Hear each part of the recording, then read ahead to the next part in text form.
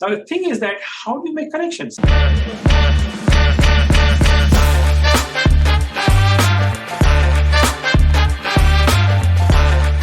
the phase one, between the age of 11 and 18.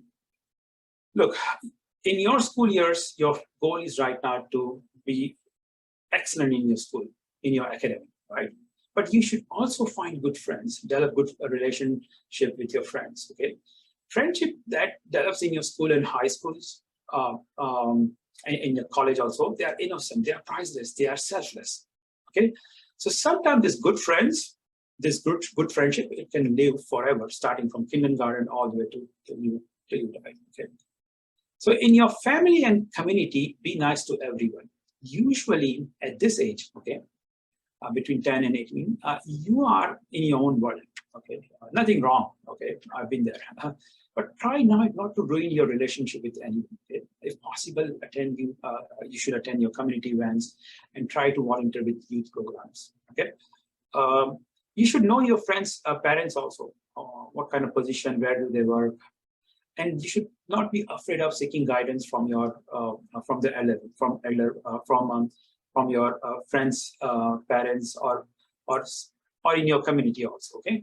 Because I'll tell you that most of the people don't mind giving advices or becoming your mentor, okay? And nothing wrong to ask for the summer internship also, okay? Now the phase two is between the age of 18 and 25. Now you're coming to the college, okay? Now college is a gold mine to make lifelong friends, okay? Many successful companies founders, they met in college and started their own company and they become billionaires, okay? Example, Google co-founders, okay? So you have to become uncomfortable, by the way, because in college, you'll be coming up across a different level of people, low income to all the way to high income people, okay? You need to make sure that you don't have any fear mingling with anyone.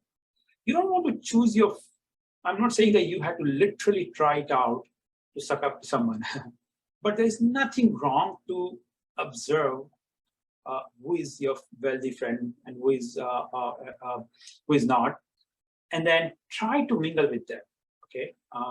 And then, because these friends which you make in your college life, you never know. They could become future leaders, or they could start their own company, or they could invite you to join the company. So all I'm saying is that maintain your self-esteem. Don't suck up or sugarcoat anyone. But if you find someone is really worthy of your friendships, if you find somebody is very nice and their socio-economic system is better than you, nothing wrong to extend your friendship here. You will find good friends. So all I'm saying is that sometimes it's good to look into the future also, okay? In short, be nice and be helpful to everyone. In your personal life, nothing changes. Still identify some powerful community members in your community. Find an opportunity to work with them during summertime or the youth programs.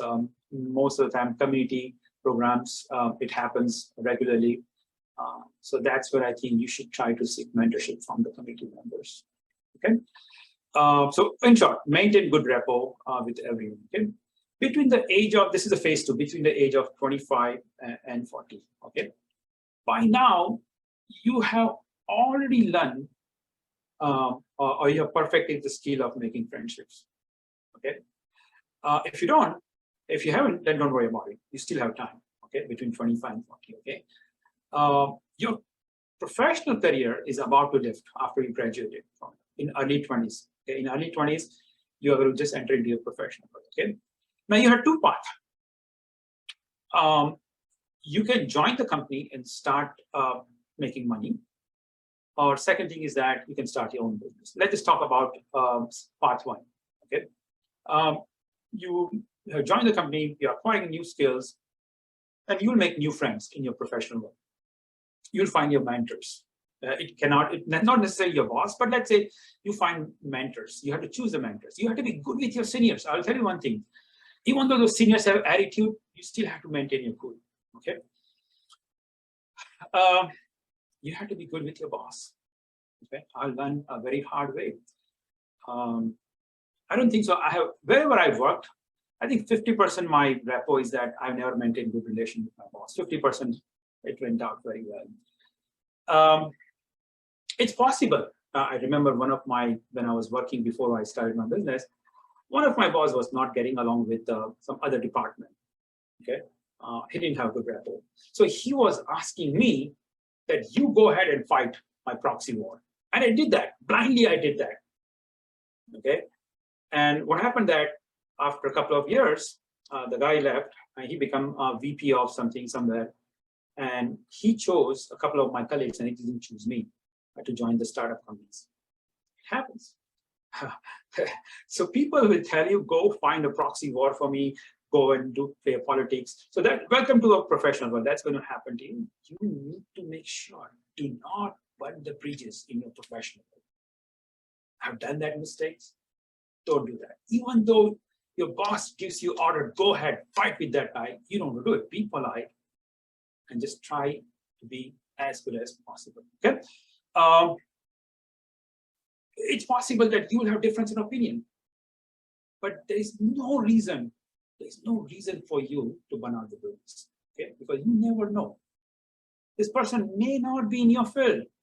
This person may be in finance and accounting, and you may be working for engineering or manufacturing. You still do not want to burn out bridges with anyone. Okay. So now, so especially you need to be, let me tell you one more thing. You need to be very good. And you need to find the person who are on top level, like executives, like directors, VPs. And then of course, if you can, if this company is small, the CEO of the company, and try to work for them on a project, directly work for them. Okay? If it's not possible, then try to take some small tasks, find a way to work with them, because you need to make sure, okay, that you are being constantly been visible to these executives. Okay, so try to work for a small company if you can, small to mid-sized company where you can make a lot of connections. And I'm not, again, there is no rule book, but there are many people who have excelled and done a fantastic job in their professional career by working in the big corporations. But the bottom line is that you need to start observing who are the powerful people in your life. Okay, so this is a professional world between the age of 25 and 40. But you have to be same thing. You can do the same thing in your personal life also. Okay, between the age of 25, 30, 40. That you still want to engage yourself in community events. Try to take some leadership role also. Now it's time that you become leader. You become involved with your community elections and everything like that, okay? Because you need to be now taking in charge. I mean, that's where I think it comes down, that if you have developed good rapport and if you have worked for your community with community members, you will find it that opportunity will come to you where you are getting involved with some of the community events, not only just by helping, but now you have become leader. Okay, so this is the path one. You decide in your professional world that you want to start work for somebody else. The path two is that you decide to start your own business after you graduate. Okay, so there's an old wisdom. It's conventional wisdom that, you know what, you have to take some experience and start your business. Not anymore. I don't think so. If you want to start your business, you don't have to worry about experience. Not in 21st century, especially right now in internet age. You don't have to start.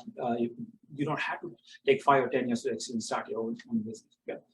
You will get your experience as you go along. Okay, but you need to find a good co-founders from the college or your startup, and because if you decide that you don't want to work for anyone after you graduated, then you have to focus on in your last 2 years of college to look for a co-founders. Okay, look for some idea. I don't like looking for an idea, but look for a problem which requires a valuable solution. Okay, so you need to plan for that. If you decide that you want to start your own company after you graduate, then you need to look for a co-founder. Okay, so beyond 40, I'm not going to talk about this. Okay, because above and beyond, I think by now you already know what's the importance about making good connections. Okay.